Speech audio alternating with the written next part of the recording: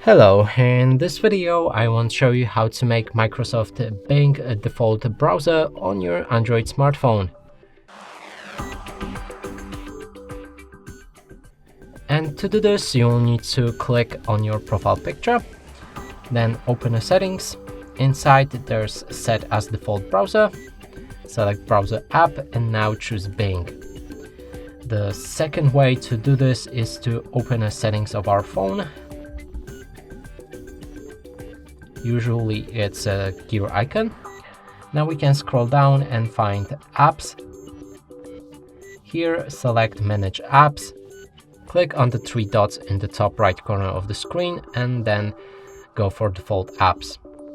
You should find the browser and you can do the same thing here. So pick a Bing and it should be set as a default.